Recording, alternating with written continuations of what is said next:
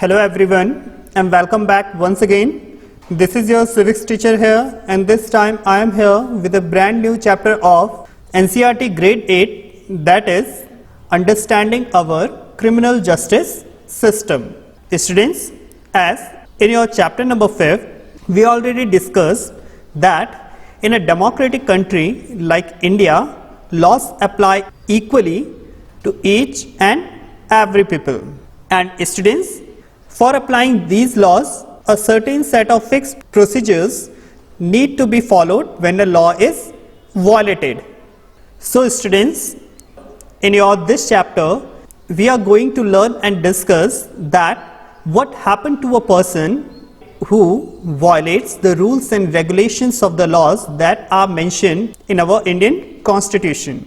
So students, criminal justice is the system of practices and institution of governments directed at upholding social control and mitigating crime or sanctioning those who violate laws with criminal penalties and rehabilitation efforts. Students, have you ever heard of an FIR, or what does it mean to get a fair trial, or who is a public prosecutor? Students, in this chapter, the whole process of criminal justice system is well highlighted along with the role of different individuals in the criminal justice system. So students, in this chapter, you will understand these processes and will also know the role that different people play within the criminal justice system. And students, after a person is arrested, it is a court of law that decides whether the accused person is guilty or not. And then, according to the Constitution, every individual charged with a crime has to be given a fair trial. Now students, let's begin the chapter and understand this whole process of criminal justice system. Now students, let's start to understand our criminal justice system. Students, according to the Article 22 of the Indian Constitution, every citizen of India has a fundamental right to be defended by a lawyer. And students, the Article 39A of our Indian Constitution places this responsibility of providing a lawyer to any citizen who is unable to hire a lawyer due to poverty or any other disability upon the state government. And students, in this whole process of criminal justice system, there are 4 key players who play a very prominent role in this whole process, and they are the police, the public prosecutor, the defense lawyer, and the judge. Now students, let's discuss the role of the police in investigating a crime.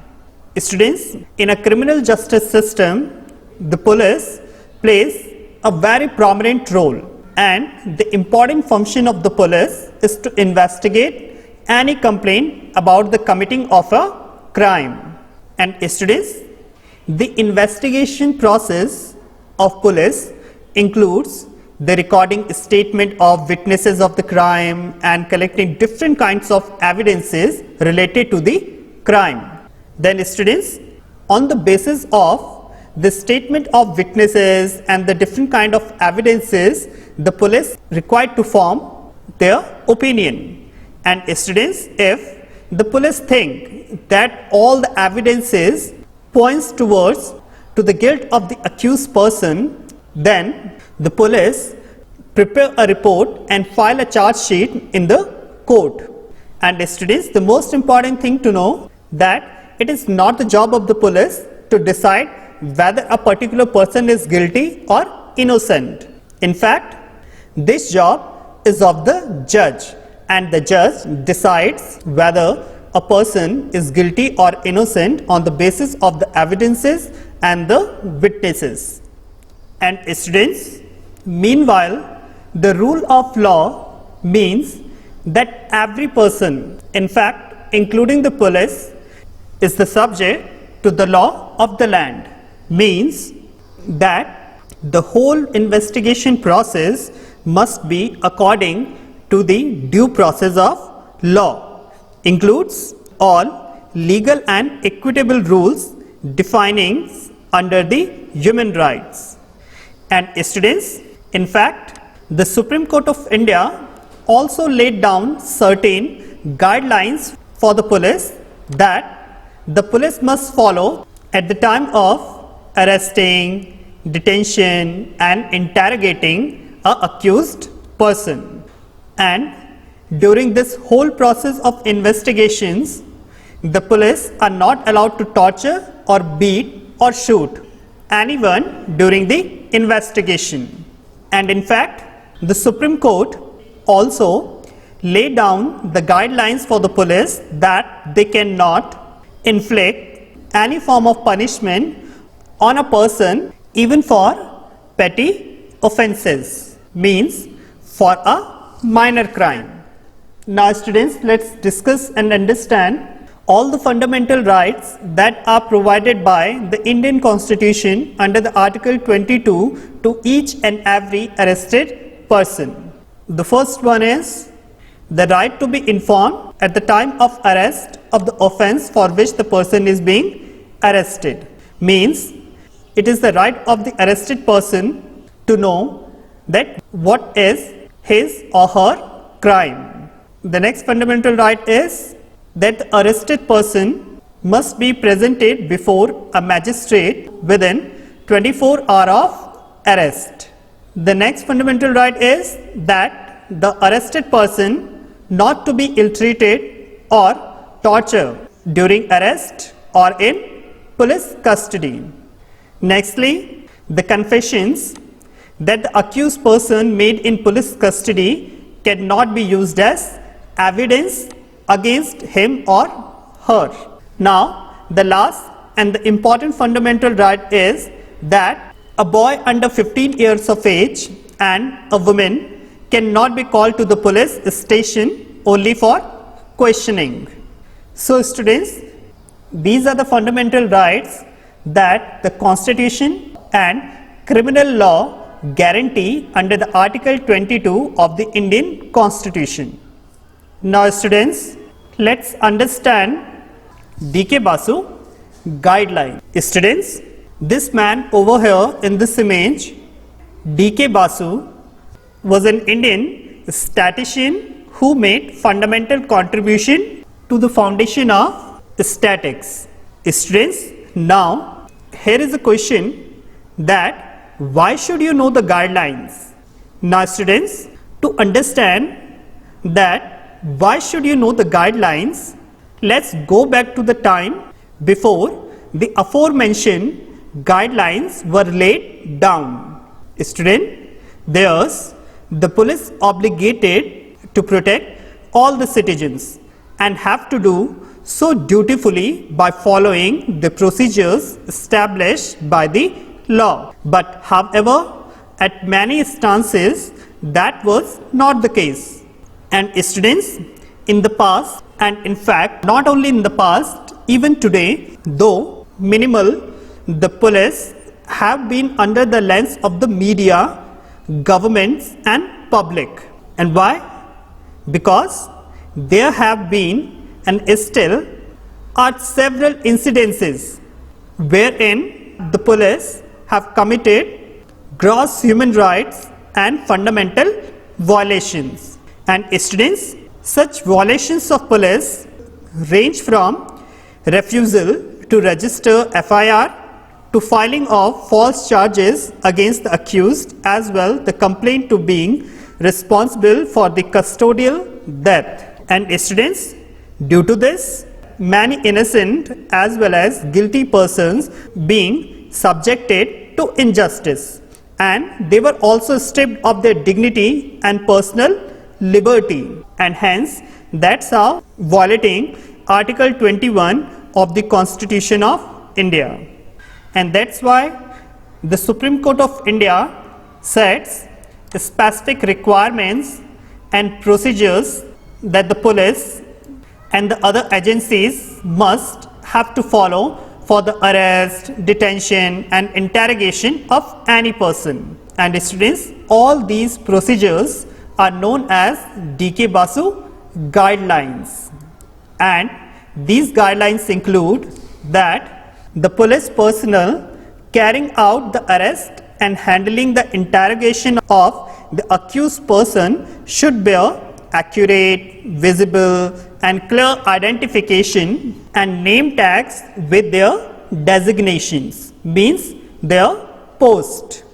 And the particulars of all such police officers who handle the interrogation process of the accused person must be recorded in a register. Now students, secondly, the police must prepare a report or a memo of arrest at the time of arrest, and there should be the time and the date of arresting the accused person. And students, during this process, the memo should be attested by at least one witness, including a family member of the arrested person. And students, then the arrested memo or the report should be countersigned by the arrested person. Thirdly, it is the right of the accused person to inform a relative, friend or a well-wisher about being arrested, detained or about his or her interrogation. And students, if in such cases, if a friend or relative lives outside the district, then the time, place of arrest and venue of custody must be notified by the police within 8 to 12 hours after arresting the accused person. Now students, have you ever heard this word FIR? Means First Information Report. Students, First Information Report or FIR is a written document prepared by the police when they receive information about the commission of a cognizable offence. And students, as per the law, it is compulsory for an officer in charge of a police station to register an FIR when a person gives information about a cognizable offence against him or her. And students, this information can be given to the police either orally, means to say verbally, or in writing. And students, the most important thing is that the date, time and the place of the offence must be mentioned in the FIR. And students, not only this, in fact, the detail of the basic facts of the offence, and there must be a description of the events of the offence also. And students, if possible, then it is the duty of the officer to mention the identity of the accused person and witnesses also. And students, there must be also the name and address of the complainant also. And students, then once the FIR is lodged, then the FIR must be signed by the complainant. Students, do you know whom do we call a complainant? Students, complainant is a person, one who filed an FIR against someone. And students, lastly, the important thing about FIR is that it is the right of the complainant to get a free copy of the FIR from the police. Now students, let's understand the another important key player of the criminal justice system, and that is the public prosecutor. Student, a public prosecutor is considered as the agent of the state to represent the interest of common people in the criminal justice system. And students, as you all know that a criminal offence regarded as public wrong is committed not only against the affected individual, in fact, it is also regarded as against the society as a whole. So, in such a case of a criminal offence, a public prosecutor represents the interest of the whole state. And students, the role of the public prosecutor begins after the police have conducted their investigation and filed the charge sheet in the court against the accused person. And students, in the process of investigation, there is no role of public prosecutor. In fact, the prosecutor must conduct the prosecution on behalf of the whole state. And student, as an officer of the court, it is the duty of the public prosecutor to act impartially or unbiased, and thus enabling the court to decide the case and give a fair and just decision. Now students, another important key player of a criminal justice system is a judge. Student, the judge is one of the key players in the criminal justice system, and the judge is like an umpire in a game, and he or she conduct the trial impartially and in an open court. And students, the duty of his or her is that to hear all the witnesses and all the evidences that are presented by the prosecution as well as by the defense. And then students, on the basis of the evidences presented and in accordance with the laws that are mentioned in our constitution, the judge decides whether the accused person is guilty or innocent. And students, if the accused person is found guilty, then the judge pronounces the sentence and sends them to jail or imposes a fine, or both, depending on what the law prescribes in our Indian constitution for a particular crime. Now students, there is a question that what is a fair trial? Students, fair trial means the trial must be held in the presence of the accused and held in an open court, and this is known as a fair trial. And in fair trial, the advocate has given an opportunity to cross-examine or to interrogate all the prosecution witnesses. And students, this fair trial is the best means of separating the guilty from the innocent and protecting the innocent from injustice. So students, there are several different procedures in a fair trial.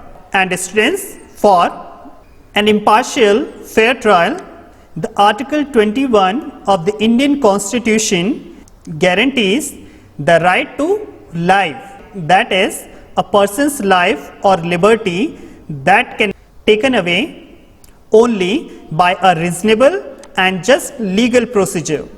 And students, a fair trial ensures that the Article 21 of the Indian Constitution must be upheld during this criminal justice system. Now students, let's discuss that what are the features of a fair trial. Students, as I said earlier, that a fair trial must be held in an open court, in public view, and in the presence of the accused, and the accused was defended by a lawyer, and the defense lawyer is given an opportunity to interrogate all the prosecution witness and to present the witnesses in accused defense, and the judge has to assume that the accused is innocent, and the prosecution has to prove beyond the reasonable doubt that the accused is guilty. Nextly, the judge decides the matter only on the basis of the witnesses and on the basis of the evidences only.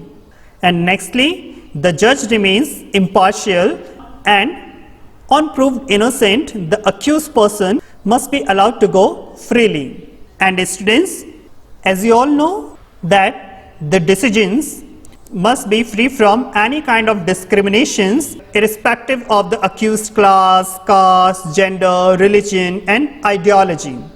So, in a democratic country, the law wouldn't make much sense if every citizen weren't guaranteed a fair trial by the constitution.